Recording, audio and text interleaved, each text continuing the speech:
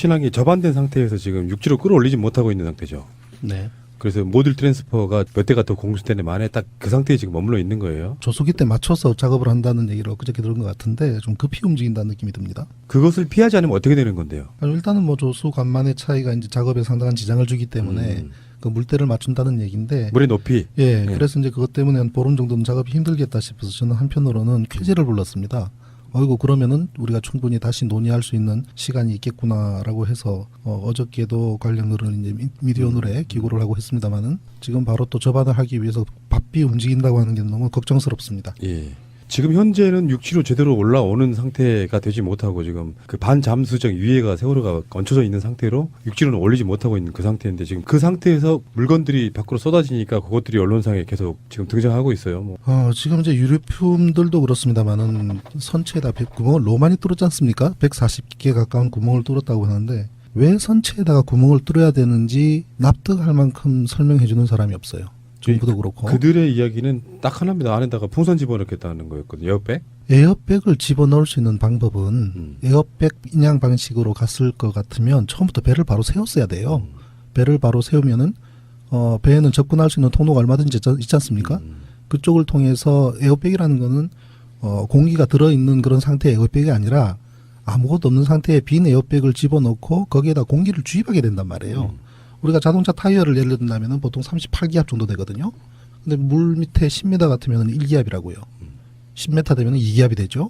20m, 30m 되더라도 2기압, 3기압밖에 안 되기 때문에 육상에서 얼마든지 펌핑해가지고 에어를 공급할 수가 있습니다.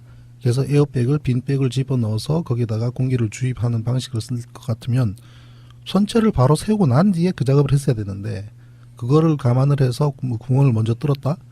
결국 지금 유류품이라든지 유골이라든지 만약에 멸실이 되거나 유실이 되었다 그러면은 어떻게 할 겁니까? 그때 가서 구멍 뚫었기 때문에 유실될 수밖에 없었다. 그 말밖에 더 하겠습니까? 근데 그 대표님께 궁금한 게요. 이런 지점이었거든요. 세월호 밑으로 로프 같은 거를 여러 개를 집어넣어가지고 양쪽 바지선이 그걸 끌어올리는 작업이었잖아요. 그 상태에서 세월호를 세워서 인양하는 방법은 전혀 없었을까요? 지금 현재 인양한 방식 자체가 문제인데 말이죠. 그게 이제 어떤 방식이냐면 고대 유물을 인양하는 방식입니다. 아하. 즉 이제 만약에 배를 선체를 바로 세웠을 때에 선체가 부서지거나 부분적으로 훼손이 되거나 그죠? 뭐 몇백 년, 몇천 년 된 그런 목선 같은 경우를 한번 상상을 해보십시오. 그죠? 함부로 건드리기 힘들잖아요. 그런 경우는 현재 상태 그대로 두고 배 밑으로 그 뻘을 파고 들어가서 그쪽으로 해서 올리는 방식이 고대 유물을 인양하는 방식이거든요. 그런데 철선으로 되어 있는 스틸십 이런 배들은 구조 강도가 굉장히 강하기 때문에 지금은 뭐 3년이 지나서 많이 녹이 났다고 합니다만 인양 초기에는 우리가 얼마든지 금방 할 수 있는 작업 아닙니까? 그럼 배를 바로 세우는 거는 기본이에요. 일단 선박은 바로 세워야 구조 강도 자체가 다릅니다. 왜냐하면은 선박은 한번 상상을 해보십시오. 모든 화물이 이 배 같은 경우는 화물창 안으로 들어가죠. 그다음에 이제 그 갑판 위에도 올라가죠. 그리고 모든 무게를 위에서부터 받기 때문에 더블 바텀이라 그래가지고 그 선저 바닥 같은 경우는 제가 옛날에 조선소에서 감독할 경우에 더블 바텀 요것 중에 보통 36mm 철판 36mm 같으면 3.6cm 아닙니까? 그죠? 그 정도 철판을 씁니다. 25,000톤급 컨테이너 같은 경우에 세월호는 그보다는 좀 작겠습니다만은 그리고 이제 그에 비해서 옆에 있는 판은 18mm 정도 22mm 정도 그 정도로 거의 절반보다 조금 3분의 2 수준 그 정도로 얇습니다. 그리고 이제 물성 자체가 틀려요. 더블 바텀 쪽 아래쪽에 있는 철판들은 하이텐사일 스틸이라 그래가지고 열 처리를 하죠. 철판을 열 처리를 하게 되면은 상당히 인장 강도가 강해지는 그런 철판이 됩니다. 그래서 쉽게 잘 부러지지 않고 그다음에 이제 어떤 외력에 강한 그런 물성을 가지는 당연히 가격이 비싸죠. 그런 하이텐사일 스틸을 선저 외판에는 쓰게 되는데 현 측에는 마일드 스틸을 씁니다. 마일드 스틸이라는 것은 보통 연강 일반 처리죠. 그러니까 열 처리가 안 돼 있기 때문에 녹도 잘 나지만은 쉽게 또 이제 부서질 수도 있는. 오늘 이제 여기 오는 동안에 미디어오늘 조현우 기자님 전화가 와서 외판에 손상이 난 것이 발견됐는데 이것이 어떤 건지 모르겠다라고 해서 일단은 운전 중이기 때문에 한번 사진으로 보내봐달라 그랬어요. 핸드폰으로. 그래서 보니까 그 외판이 바깥으로 이렇게 터져 나왔더라고요. 거치되어 있는 예. 지금 현재 거치되어 있는 좌현 쪽 지금 거기는 거의 안 보이지 않습니까? 예. 안 보이는 쪽에 이제 사진을 누가 기자들이 찍은 모양인데 그 철판이 바깥으로 이렇게 터져 있어요. 그래서 그런 거를 이제 조선 전문 용어로 벌지 아웃이라 그러거든요. BULGE 그다음에 아웃. 그래서 벌지 아웃이라 해서 바깥으로 터져 나왔다. 그래서 이것이 사고 원인과 어떤 관계가 있는가 물어보길래 사고 원인하고는 직접적인 관계가 없는 것 같다. 왜냐하면 그게 안쪽으로 오그러들었다면 외력에 의해서 충격을 받은 거라고 상상할 수가 있겠죠. 그런데 이렇게 눕혀진 상태에서 밑으로 터져 나왔기 때문에 내부의 힘에 의해서 바깥으로 터져 나온 거거든요. 그건 폭발이죠. 아니죠. 그거는 지금 현재 모든 화물들이 내부에서 좀 더 쏟아져서 위에서 가중을 가하고 있지 않습니까? 그리고 이제 외판 자체가 두껍지도 않고 마일드 스틸이다 보니까 녹도 잘 나고요. 그럼 용접선이 약해집니다. 약해진 용접선이 결국 터지는 거죠. 무게 때문에. 예, 무게 때문에 터져서 바깥으로 나온. 그러니까 내부에서부터 힘이 미친 거기 때문에. 그리고 폭발이라 그런다면은 폭발의 형태는 또 다르거든요. 그래도 그런 가능성이 있을 수 있는 거잖아요. 얼마든지 있을 수는 있지만 화물차 같은 경우에 폭발할 수 있는 것이 예를 들면 화물 중에서 어떤 휘발 성분이 있는 뭐 그런 것이 폭발을 했다든지 뭐 그럴 가능성은 없잖아 있겠습니다만 그것도 가능성이 낮다고 보는 것은 그 정도의 폭발이 존재한다면 우리가 두라 3호 같은 경우에 봤지만 폭발이 가져오는 철판의 손상 형태는 분명히 다릅니다. 그래서 제가 그 사진을 봤을 때에 내부에 있는 화물이 쏟아짐으로 인해서 바깥으로 이제 철판이 터져 나온 것 같다. 그리고 사고 원인 세월호 침몰 사고 원인과는 직접적인 관련이 없는 것 같다. 없어 보인다. 아직까지는. 예, 그렇게 코멘트를 했습니다만은 아무튼 그런 것도 배를 바로 세우지 않았기 때문에 지금 나타나는 현상이거든요. 저는 원래 애초에 배를 잘 모르니까 대표님이 이제 배도 만들어 보신 분이기 때문에 저는 배 바닥이 이렇게 생겼을 줄 알았어요. 네. 이렇게 일정한 정도는 평평한 게 있더라고요. 그렇죠. 그럼 올릴 때 만약에 이렇게 마른 목골로 되어 있는 구조였다고 하면 눕힐 수밖에 없는 상태일 거 아니에요. 밑에가 로프를 걸어 쭉 걸어 올리니까. 근데 어느 정도 세울 수 있는 정도의 면적이 있더라고요. 선박은요, 그냥 밑에 아무것도 없이 맨 바닥에 놔도 그냥 그대로 서 있게 되어 있습니다. 아하. 배 중심 부분은, 배 중앙 부분은 거의 사각형에 가깝습니다. 중앙의 아래쪽은 둥근 유선형을 띠고 있지만 전체적으로는 사각형 모양을 띱니다. 중앙 부분이. 다만 앞부분은 이 조파장을 줄이기 위해서 즉 파도를 헤치고 나가기 위해서 뾰족한 형태의 유선형 형태가 되죠. 물고기처럼. 앞부분만. 그렇죠. 앞부분만. 그리고 뒷부분은 또 이제 프로펠러가 돌아가고 파도가 앞에서부터 와서 선체를 지나고 뒤로 빠져나갈 때에 또 와류가 형성이 됩니다. 예. 그래서 뒷부분도 어느 정도의 유선형을 하죠. 꼬리 부분, 뒷부분이. 그래서 이제 그런 형태로 우리가 배가 뾰족하고 마른 목골이라고 상상하기가 쉬운데 막상 그 배의 중심을 놓고 보면은 거의 사각형입니다. 그래서 그 형태 그대로 얹을 수가 있고 그리고 만약에 조선소의 도쿠에 배를 가져간다면 그 선체의 모양에 맞게끔 모든 거치대를 준비를 합니다.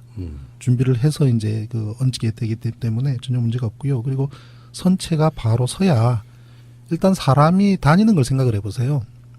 그죠? 수색을 하고 그다음에 조사를 하고 사고 원인을 조사를 하려고 해도 일단은 뭐 통행이 돼야 될 거 아니겠습니까? 모든 계단과 모든 것이 옆으로 들어 누워 있으면 어떻게 다니라는 얘기입니까? 이 배 안에서 그러면 로프 던지고 무슨 등산을 하라는 얘기입니까? 그렇기 때문에 일단은 선체를 바로 세우고 그 다음에 다음 작업을 했어야 되는데 왜 바로 세우지 않았을까? 이에 대해서는 제가 알고 있는 모든 뭐 항해나 또 조선이나 또 잠수 인양의 전문가분들도 그에 대해서 납득하는 분이 단 한 분도 안 계세요.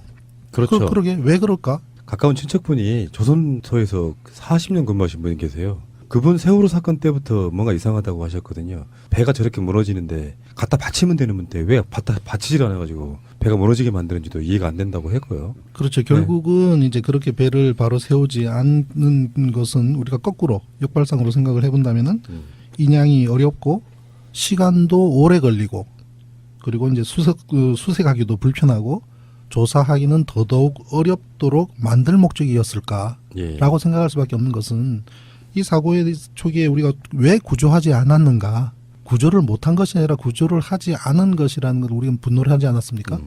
그거하고 맥이 다 있는 거죠, 결국은. 네. 그러면은 지금 그 대표님이 얽혀 있는 재판도 받고 있는 천안함 사례에서 가라앉은 배에 거의 FM적인 방식으로 끌어올렸다면서요. 그 소개 좀 해주십시오. 그렇죠. 천안함을 한번 생각해 보십시오. 천안함이 2010년도 사건인데 그 4년 뒤에 세월호 사고가 터졌죠.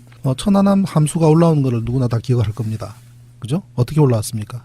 곧바로 그렇죠. 세워서 그대로 크레인에 걸어서 올라왔습니다. 쪼개진 상태로 이렇게. 네. 그게 FM 방식이에요. 천안함 사건에 대한 이제 진상 규명이나 조사 결과에 대한 정부 그리고 국방부 그리고 해군의 발표는 거짓으로 점철이 되어 있습니다만은 함수를 인양하는 방식만큼은 깔끔하게 FM대로 했습니다. 또 함의는 또 다릅니다. 그래서 함수가 그러면 바닷속에 어떤 상태로 있었을까요? 오른쪽으로 90도 누워 있었습니다. 그래서 배를 건져놓고 보니까 배 오른쪽 우연 중간에 커다란 돌멩이가 그대로 옆구리에 박혀 있는 것으로도 증명이 됩니다. 그래서 90도 누워 있었거든요. 그거를 바로 세웠습니다. 그게 맞는 거예요. 물 속에서 이 움직임은 굉장히 쉽지 않습니까? 우리가 단순히 목욕탕 가서 한번 생각을 해보세요. 수영장이나 몸이 얼마나 가볍습니까? 물 속에서. 그 상태에서 세우는 거는 굉장히 쉬운 일이죠. 우리가 그걸 뭐라 그럽니까? 부력이라 그러지 않습니까? 부력 공식 아세요? F 이퀄 로 V. 그죠? 여기서 로는 비중을 뜻하는데 비중은 바닷물 비중이 얼마입니까? 1.02요. 하고 계시죠? 네. 아니 그게 아니라 저한테는 쓸모가 없는 정보이기 때문에 알 필요가 없었습니다. 그래서 그 부피와 이 비중을 곱한 만큼의 부력이 네. 생기기 때문에 그 부력만큼 이제 선체를 가볍기 때문에 우리는 물 속에서 배를 바로잡는 것은 가장 기본 중에 기본이다. 예. 그리고 천안함 함수가 그렇게 바로 세워서 올라온 것은 정말 FM대로 했다. 근데 함의는 또 달라요. 왜냐하면 한미는 그 장관 천안함 얘기도 지금 천안함 세월호 왔다 갔다 해야 되겠습니다만은 말씀드리면은 크레인으로 올린 후에 어딘가로 데리고 이동을 해요. 일단 올리는 방식은 바로 FM대로 올렸습니다. 올렸는데 물 위로 올렸으면 바지선에 얹어서 가야 되는데 가지 않고 어디론가 이동하자고 그럽니다. 그러니까 인양업자가 그래요. 이게 사실 내일 천안함 재판이거든요. 그리고 내일 나오시는 증인이 88 수중개발의 사장이세요. 1심에서는 안 나오고 병원에 입원하고 그렇게 하다가 이제 항소심에서도 불출석 사유서를 내고 했다가 결국 계속 부르니까 이제 내일 법정에 나오게 되는데 이 방송은 아마 내일 지나서 나오게 될 거니까 그때는 재판이 끝나 있을 겁니다. 근데 이제 그때 그 주요 쟁점이 뭐냐면 왜 저수심으로 이동을 했느냐. 배를 들어 올렸으면 두 가닥으로 잘 걸어 올렸어요. 한미를. 그러면 바지선이 옆에 대기하고 있었으니까 바지선에 얹어서 바로 평택으로 가면 됩니다. 그런데 국방부가 해군 측에서 아니다. 저쪽으로 좀 옮기자 그래요. 그래서 왜 옮기냐 그랬더니 케이블이 약해 보이니까 하나 더 걸자 그래요. 그러니까 그 88 수중개발의 부사장이 그 사장님의 아들인데 32살 당시에 이게 무슨 소리냐고. 우리는 그냥 얹어서 가면 된다. 이거 일반 상선 같으면 부산말로 가짜는 일이다. 그리고 인양업계의 상식이다라고까지 이야기를 합니다. 그런데도 굳이 저수심 쪽으로 가자고 합니다. 국방부가. 그럼 결국은 가요. 가서 4월 12일, 13일, 14일, 15일, 5일 동안 머물다가 16일 날 이동을 합니다. 그거는 한미를 이동한 천안함 사건에서 굉장히 핵심적인 부분인데요. 어디로 이동을 했느냐. 시신 46구가 있는 한미를 데리고 저수심지대로 간 곳이 제3의 부표 인근 저수심 지역으로 이동을 합니다. 거기서 무엇을 했을까? 어떤 작업을 했을까 하는 것이 내일 재판의 주요 쟁점이고요. 간략하게 말씀드리면 그 날짜 닷새 중에서 중간된 날짜에 미군은 엄청나게 바쁘게 움직입니다. 단 그때 해상 상태가 나쁘다는 이유로 한국군은 케이블 거는 작업 외에 어떠한 작업을 한 흔적이 없습니다. 그리고 작업자들도 다 손을 넣고 있는데 미 칠함대 홈페이지를 보면 헬기가 뜨고 잠수부들 동원하고 보트가 왔다 갔다 하고 그다음에 바이탈 체크라 그래죠. 잠수부들 물속에 들어갔다 나오면은 이 혈압 체크하고 하는 거 있죠. 그 체크하고 하는 모든 사진이 고스란히 미 칠함대 홈페이지에 날짜까지 그대로 적혀 있습니다. 도대체 그 날짜 미군은 거기서 무슨 일을 했을까? 제3의 부표와 관련된 그것이 사실 천안함 사건의 가장 중심적이고 지금까지 드러난 많은 증거에도 불구하고 드러나지 않는 증거 중에 하나가 천안함을 잡아들인 그 녀석, 그와 관련된 거기에는 천안함 한미의 이동이라고 하는 중요한 문제가 있습니다. 그래서 그때 뭐 천안함 함수와 한미 인양을 이야기를 하다 보니까 여기까지 왔는데요. 근데 그때 사건의 어떤 재판 비슷한 스킬이 좀 동원되는 느낌도 좀 있고요. 그렇죠. 그러니까 시간 끌기와 핵심 가리기가 좀 들어있는 거잖아요. 지금 미수습자만 중요하고 나머지 증거 훼손이나 이런 것들에 대해서는 사실상 신경 쓰지 마 이렇게 가는 분위기가 있는 것 같고. 천안함 사건하고 세월호 사건하고 가장 쌈 쌍둥이처럼 똑같은 부분이 하나가 있습니다. 이게 뭐냐면 우리 세월호 사건에서 구조선들이 옆에 왔음에도 불구하고 어떠한 구조 활동을 하지 않은 정황, 그죠? 예. 심지어 가까운 인근에는 목포에만 하더라도 그 해군 3함대 고속정이 수십 대가 있단 말이죠. 고속정 보통 인원이 20명에서 30명이에요. 고속정 10대만 달려와도 시속 45km로 45 놔두면 시속 70km 가까운 속도로 달려와도 1시간 이내에 달려와서 300명의 해군이 한 사람당 한 명씩만 구조해내도 304명 구조도 다 하는 거 아니겠습니까? 그런데도 해군에서는 출동을 안 했어요. 심지어 해군 참모총장이 구조를 위해서 만든 통영함을 출동 명령을 내렸는데 누군가가 막습니다. 그리고 또 출동 명령을 내렸는데 또 막았죠. 항명이란 말이죠, 그거는. 그러니까 결국은 그 황기철 해군 참모총장은 나중에 괘씸죄 걸려가지고 또 고소당해서 방산 비리로 고소당해가지고 결국 구속까지 됐죠. 근데 무죄로 풀려났어요. 그런 모든 정황에서 우리가 볼 수 있는 것은 구조를 하려고 했던 어떤 의도도 우리가 발견하지 못했지 않습니까? 결국은 우리가 세월호가 육지가 빤히 보이는 연안에서 물속으로 들어간 이후로 단 한 명도 구조하지 못한 그런 뼈아픈 그런 경험이 있었는데, 천안함 초기에도 똑같은 현상이 벌어집니다. 뭐냐면 함수가 떠 있어요. 우리가 모든 사람들이 함수함미가 분리되고 난 이후에 바로 가라앉았다고 생각들 하시는데 아닙니다. 16시간 22분 동안 함수가 떠 있었습니다. 네, 둥둥 떠 있었어요. 인근에. 예, 그러고 이제 그 옆을 해경정이 지키고 있으면서 계속 패트롤을 하고 있었어요. 그런데도 우리 국방부는 공식적으로 함수에 대해서는 언급도 하지 않습니다. 그리고 계속 배를 찾고 있다고 거짓말을 합니다.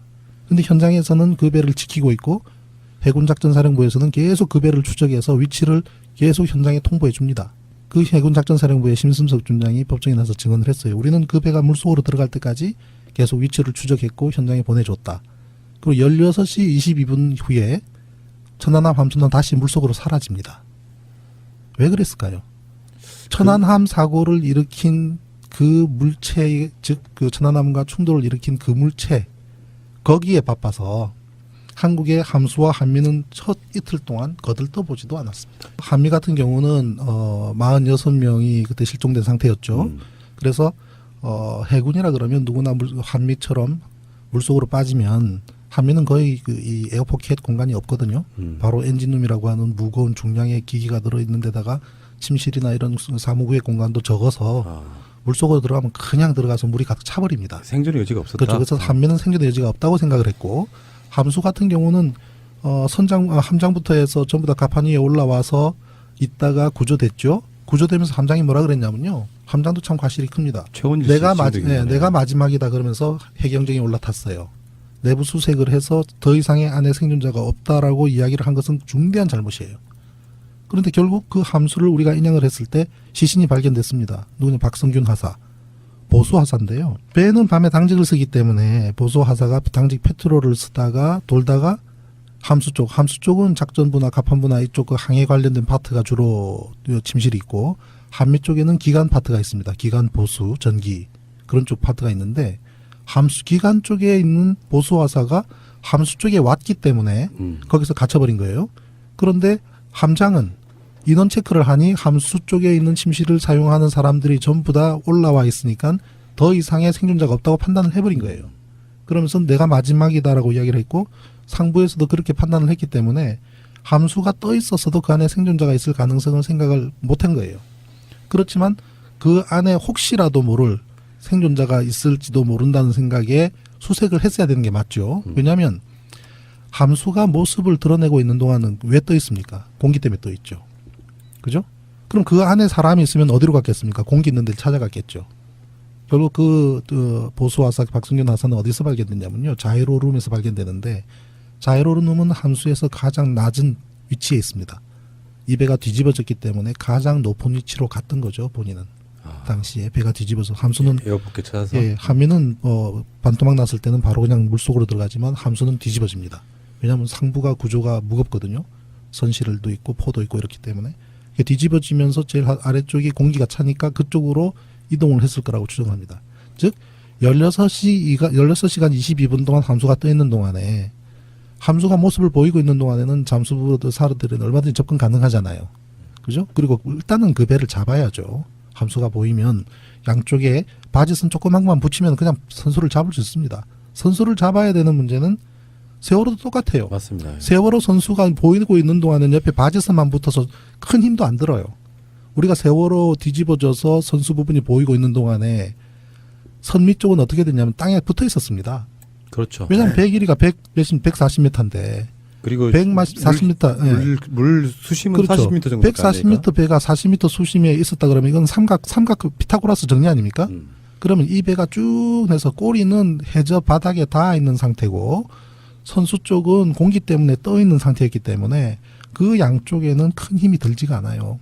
바지선 2개만 달려가서 딱 붙여만 놔도 얼마든지 그대로 유지할 수 있고 그 상태에서 계속 공기를 주입을 하든지 아니면 위쪽으로 잠수부들이 접근을 해서 바로 구조 작업을 할 수 있었음에도 불구하고 그냥 가라앉도록 내버려뒀죠. 그런 부분들이 천안함의 초기 상황과 그대로 4년 뒤에 세월호에서 반복되는 것을 우리가 경험을 했습니다. 그게 확실히 역사적 교훈을 없는 나라는 만약에 비슷한 사고가 나면 똑같은 방식으로 저는 희생된다고 보는데 문제는요 해수부가 선체를 세우지 않는 것에 대해서 지금 뭐라고 하고 있어요? 구조물이 무너진다 이런 논리인 거죠. 그래서 저도 관련된 거를 찾아봤더니요. 뭐라고 돼 있냐면은 선체가 수직으로 이거 작년 2016년 7월 달에 그 해수부 입장인데요. 선체가 수직으로 세워지게 되면 그 안에 있는 화물이나 또 여객질 부분에 있는 자재들이 흐트러지고 유실될 우려가 있다라고 이제 하면서 그렇게 해요. 그런데 그것은 말이 안 되는 것이 뭐냐면 일단 그 기사 밑에 달린 댓글 하나 소개할게요. 항적사수라고 하는 블로거가 코멘트를 한 건데요.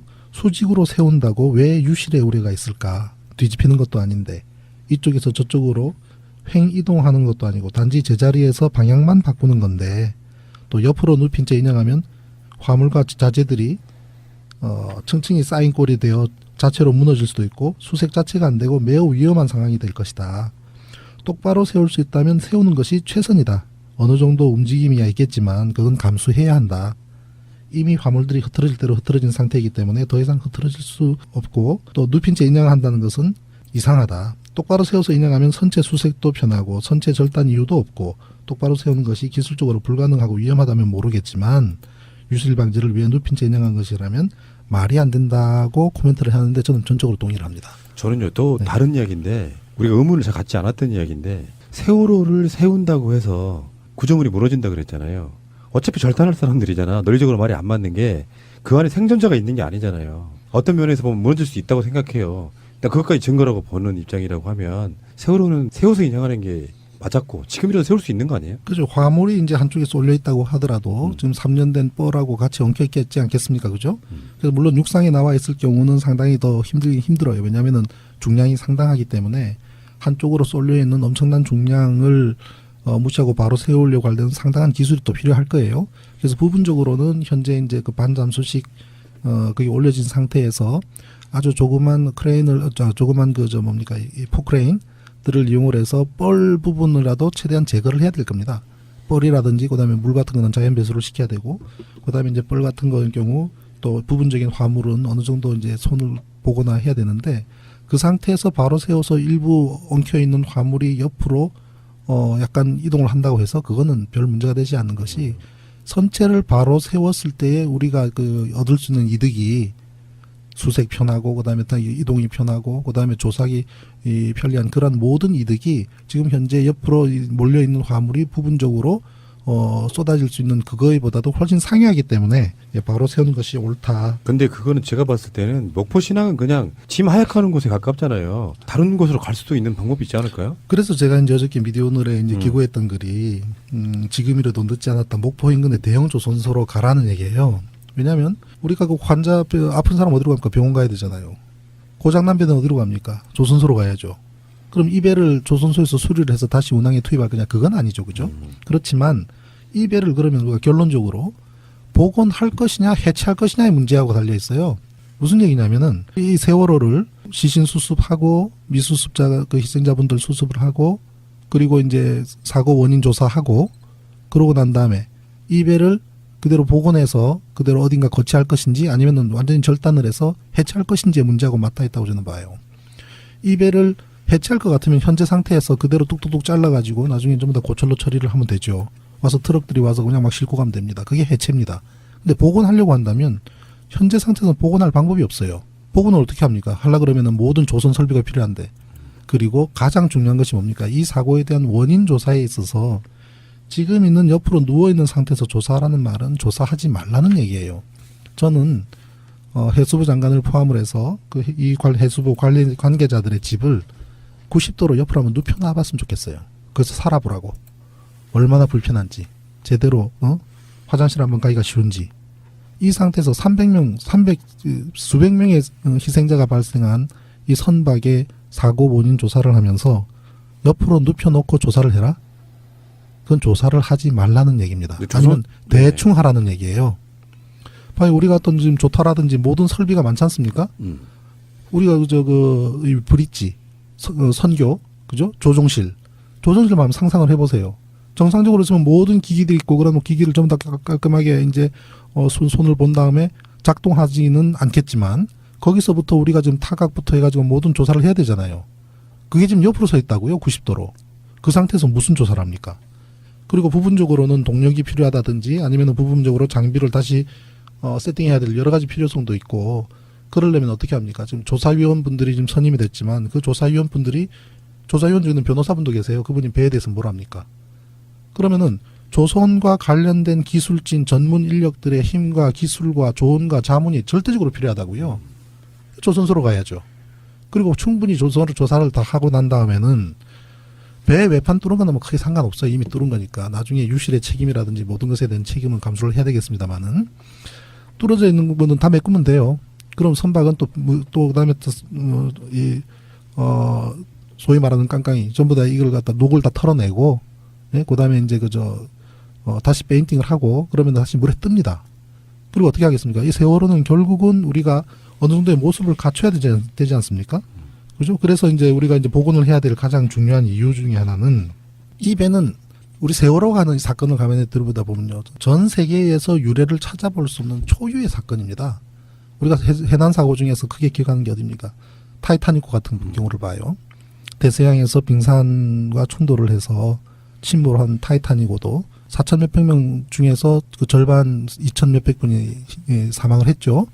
상당히 안타까운 희생자도 많았던 대형 해난 사고였지만, 그 승무원이나 그 승객분들이나 모든 분들이 최선을 다했잖아요.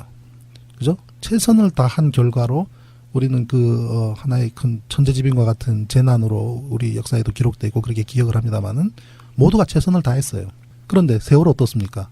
수백 명의 희생자가 발생을 하는데, 연안에서 빤히 보이는, 섬이 보이는 수심 겨우 30-40m밖에 되지 않는 연안에서 배가 전복된 이후로 단 한 명도 구조하지 못한 이런 사건은 말이죠, 공산국가, 전제국가, 독재국가를 포함해서 전 세계 어느 나라도 유례를 찾기 힘들 거라고 저는 단언을 합니다. 자기 나라 국민을 이렇게 구한 데에 부실하고 무능했고, 또는 그것을 방기했던 이런 사건은 존재하지 않습니다. 따라서 네, 우리는 이 세월호를, 이 인재를 우리가 반드시 이 사건을 통해서 교훈을 얻어야 돼요. 그죠? 교훈을 얻으려면 어떻게 해야 됩니까? 학습해야 되죠. 그래서 이 세월호는 영구 보존돼야 됩니다. 그래서 영구 보존될 만큼 반드시 복원이 돼야 되고, 그리고 또 그 안에는 우리가 또 안타깝게 희생된 우리 어린 자녀들 있죠.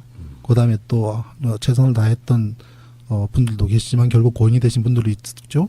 우리가 추모해야죠. 그리고 우리 가족들의 아픔도 위로해야 되고, 서로 기대어 살아가는 그런 희망의 공간으로서의 세월호가 우리 곁에 있어야 된다고요. 그럼 복원해야죠. 복원하려면 어디서 합니까? 현재 상태에서 복원할 방법이 있습니까? 조선소로 가야죠. 육상으로 올려놓으면은 다시 끄집어내는 건 더 힘들어져요. 지금 육상에 올려놓고 엄청난 돈이 들어갔다 그러면서 다시 배를 세우는 것도 어렵다 그럴 것이고, 그리고 나서 다 조사를 대충 해놓고, 그 다음에는 뭡니까? 절단하고 그 다음에 고철로 가져가겠다는 소리밖에 더 나오겠습니까? 그러면은 목포 근방에도 조선소가 있나요? 목포 근방에는 한번 우리가 인터넷으로 목포에는 대불공단이라고 있죠. 네, 대불공단의 조선소 한번 쳐보십시오. 열 몇 개, 제일 큰 데는 현대 3호 조선소라고 거기는 한 30만 톤 선박도 지금 만들 수가 있습니다. 그 정도 규모의 조선소들이 질비합니다. 그리고 지금 그 조선소들이 상황이 어떻나 하면 2013년 이후로 죽을 맛입니다. 경기가 안 좋아서 지금 안에 작업이 많아서 자리가 없을까봐 걱정할 염려는 전혀 없습니다.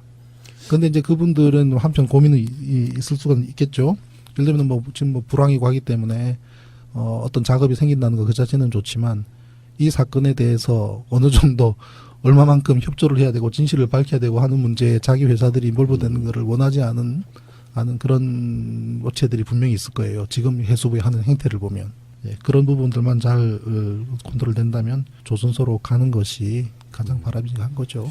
여론이 부분적으로 훼손이 되거나, 그죠? 몇백 년, 몇천 년 된 그런 목선 같은 경우를 한번 상상을 해보십시오. 그죠? 함부로 건드리기 힘들잖아요. 그런 경우는 현재 상태 그대로 두고 배 밑으로 뻘을 파고 들어가서 그쪽으로 해서 올리는 방식이 고대 유물을 인양하는 방식이거든요. 그런데 철선으로 되어 있는 스틸십 이런 배들은 구조 강도가 굉장히 강하기 때문에 지금은 뭐 3년이 지나서 많이 녹이 났다고 합니다만 인양 초기에는 우리가 얼마든지 금방 할 수 있는 작업 아닙니까?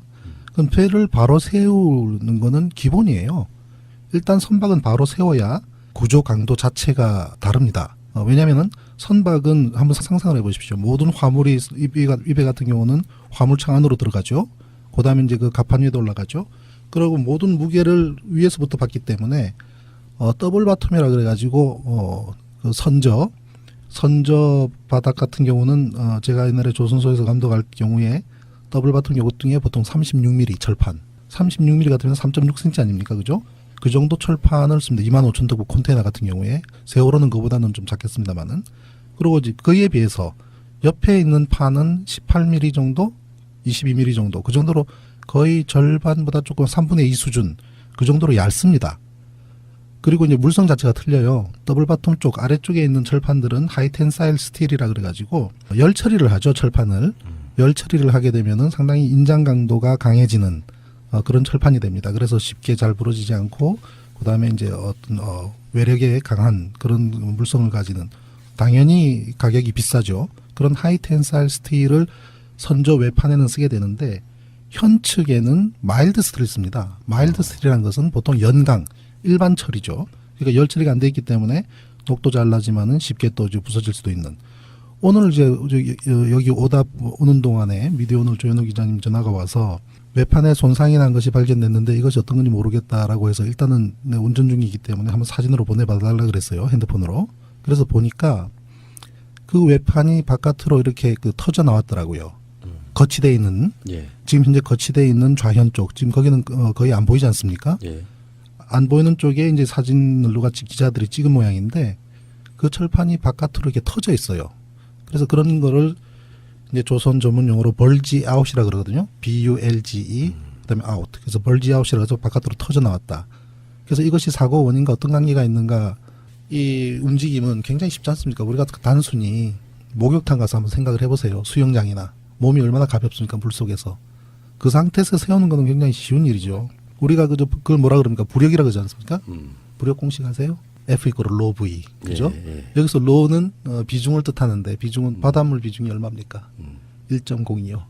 하고 계시죠? 네. 아니 그게 아니라 저한테는 쓸모가 없는 정보이기 때문에 알 필요가 없었습니다. 그래서 지금까지. 그 부피와 이 비중을 곱한 만큼의 부력이 네, 생기기 때문에 그 부력만큼 이제 선체를 가볍기 때문에 우리는 물속에서 배를 바로잡는 것은 가장 기본 중에 기본이다. 예. 그리고 천안함 함수가 그렇게 바로 세워서 올라온 것은 정말 FM대로 했다. 근데 함의는 또 달라요. 왜냐하면 한미는 그 잠깐 천안함 얘기도 지금 천안함 세월호 왔다 갔다 해야 되겠습니다만은 말씀드리면은 크레인으로 올린 후에 어딘가로 데리고 이동을 해요. 일단 올리는 방식은 바로 FM대로 올렸습니다. 올렸는데 물 위로 올렸으면 바지선에 얹어서 가야 되는데 가지 않고 어디론가 이동하자고 그럽니다. 그러니까 인양업자가 그래요. 이게 사실 내일 천안함 재판이거든요. 그리고 내일 나오시는 증인이 88 수중 개발의 사장이세요.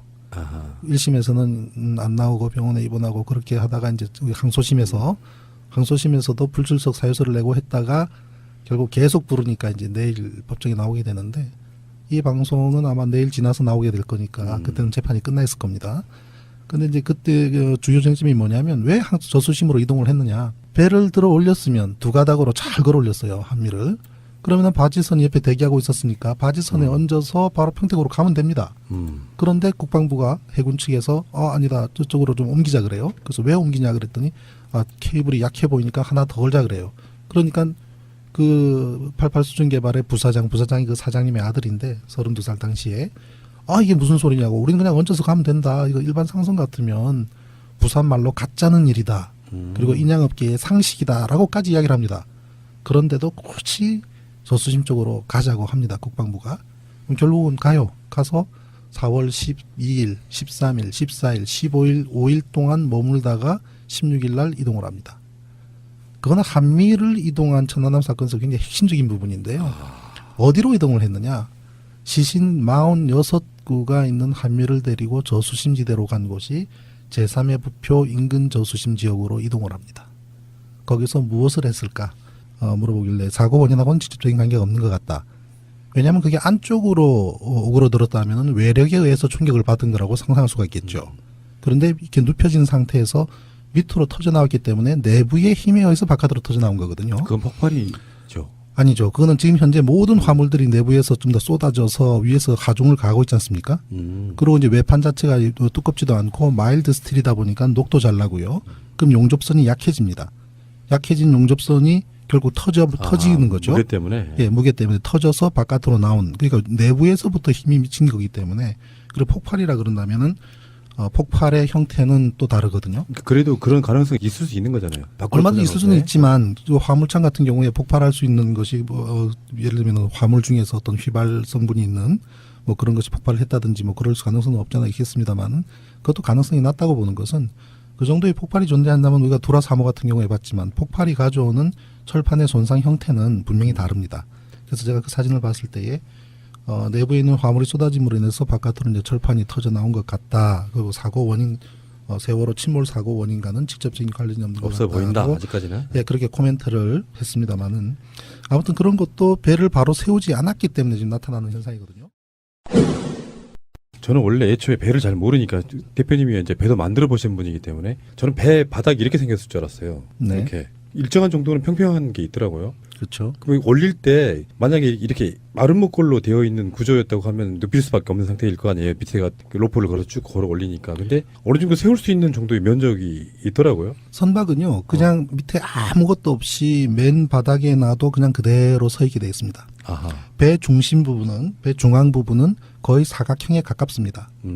중앙의 아래쪽은 둥근 유선형을 띠고 있지만 전체적으로는 사각형 모양을 띱니다. 중앙 부분이. 다만 앞부분은 이 조파저항을 줄이기 위해서, 즉 파도를 헤치고 나가기 위해서 뾰족한 형태의 유선형 형태가 되죠. 물고기처럼. 앞부분만. 그렇죠. 앞부분만.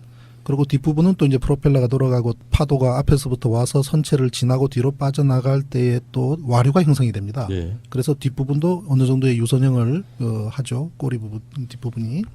그래서 이제 그런 형태로 우리가 뼈가 뾰족하고 마른 목걸이라고 상상하기가 쉬운데 막상 그 배의 중심을 놓고 보면은 거의 사각형입니다. 그래서 그 형태 그대로 얹을 수가 있고, 그리고 만약에 조선소의 도크에 배를 가져간다면 그 선체의 모양에 맞게끔 모든 거치대를 준비를 합니다. 준비를 해서 이제 얹게 되기 때문에 전혀 문제가 없고요. 그리고 선체가 바로 서야 일단 사람이 다니는 걸 생각을 해보세요. 그죠? 수색을 하고 그다음에 조사를 하고 사고 원인을 조사를 하려고 해도 일단은 뭐 통행이 돼야 될 거 아니겠습니까? 모든 계단과 모든 것이 옆으로 들어누워 있으면 어떻게 다니라는 얘기입니까? 이 배 안에서 그러면 로프 던지고 무슨 등산을 하라는 얘기입니까? 그렇기 때문에 일단은 선체를 바로 세우고 그다음에 다음 작업을 했어야 되는데 왜 바로 세우지 않았을까? 이에 대해서는 제가 알고 있는 모든 뭐 항해나 또 조선이나 또 잠수 인양의 전문가분들도 그에 대해서 납득하는 분이 단 한 분도 안 계세요. 그렇죠. 그러게 왜 그럴까? 가까운 친척분이 조선소에서 40년 근무하신 분이 계세요. 그분 세월호 사건 때부터 뭔가 이상하다고 하셨거든요. 배가 저렇게 무너지는데 갖다 받치면 되는 건데 왜 갖다 받치질 않아가지고 배가 무너지게 만드는지도 이해가 안 된다고 했고요. 그렇죠. 결국은 이제 그렇게 배를 바로 세우지 않는 것은 우리가 거꾸로 역발상으로 생각을 해본다면은 인양이 어렵고 시간도 오래 걸리고 그리고 이제 수색하기도 불편하고 조사하기는 더더욱 어렵도록 만들 목적이었을까라고 예. 생각할 수밖에 없는 것은 이 사고의 초기에 우리가 왜 구조하지 않았는가, 구조를 못한 것이 아니라 구조를 하지 않은 것이라는 걸 우리가 분노를 하지 않았습니까?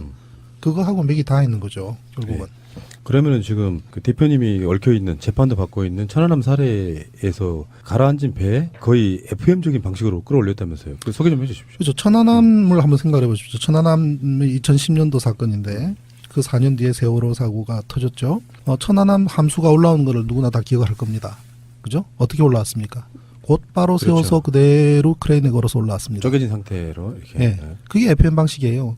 천안함 사건에 대한 이제 진상 규명이나 조사 결과에 대한 정부 그리고 국방부 그리고 해군의 발표는 거짓으로 점철이 되어 있습니다만은 함수를 인양하는 방식만큼은 깔끔하게 FM대로 했습니다. 또 함의는 또 다릅니다.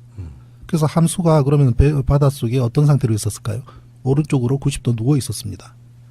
그래서 배를 건져놓고 보니까 배 오른쪽 우연 중간에 커다란 돌멩이가 그대로 옆구리에 박혀 있는 것으로도 증명이 됩니다.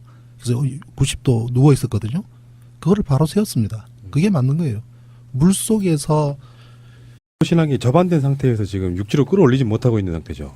네. 그래서 모듈 트랜스퍼가 몇 대가 더 공수되는 만에 딱 그 상태에 지금 머물러 있는 거예요. 조수기 때 맞춰서 작업을 한다는 얘기를 그저께 들은 것 같은데 좀 급히 움직인다는 느낌이 듭니다. 그것을 피하지 않으면 어떻게 되는 건데요? 일단은 뭐 조수 간만의 차이가 이제 작업에 상당한 지장을 주기 때문에 그 물대를 맞춘다는 얘기인데 물의 높이. 예, 그래서 이제 그것 때문에 한 보름 정도는 작업이 힘들겠다 싶어서 저는 한편으로는 쾌재를 불렀습니다.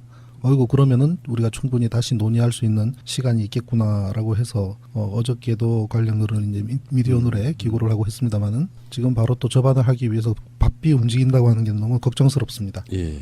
지금 현재는 육지로 제대로 올라오는 상태가 되지 못하고 지금 그 반잠수정 위에가 세월호가 얹혀져 있는 상태로 육지로는 올리지 못하고 있는 그 상태인데 지금 그 상태에서 물건들이 밖으로 쏟아지니까 그것들이 언론상에 계속 지금 등장하고 있어요. 뭐.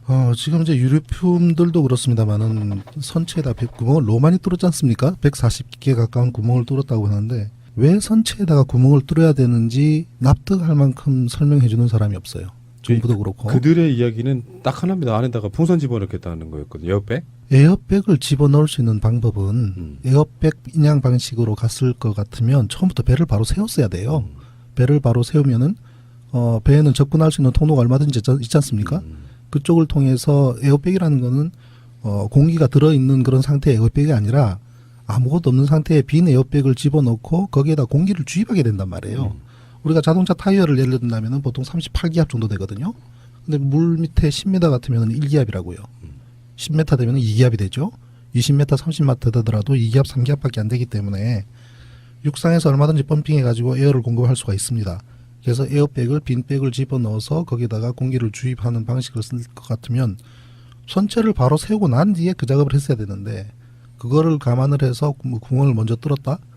결국 지금 유류품이라든지 유골이라든지 만약에 멸실이 되거나 유실이 되었다 그러면은 어떻게 할 겁니까? 그때 가서 구멍 뚫었기 때문에 유실될 수밖에 없었다. 그 말밖에 더 하겠습니까? 근데 그 대표님께 궁금한 게요. 이런 지점이었거든요. 세월호 밑으로 로프 같은 거를 여러 개를 집어넣어가지고 양쪽 바지선이 그걸 끌어올리는 작업이었잖아요. 그 상태에서 세월호를 세워서 인양하는 방법은 전혀 없었을까요? 지금 현재 인양한 방식 자체가 문제인데 말이죠. 그게 이제 어떤 방식이냐면 고대 유물을 인양하는 방식입니다. 아하. 즉 이제 만약에 배를 선체를 바로 세웠을 때에 선체가 부서지거나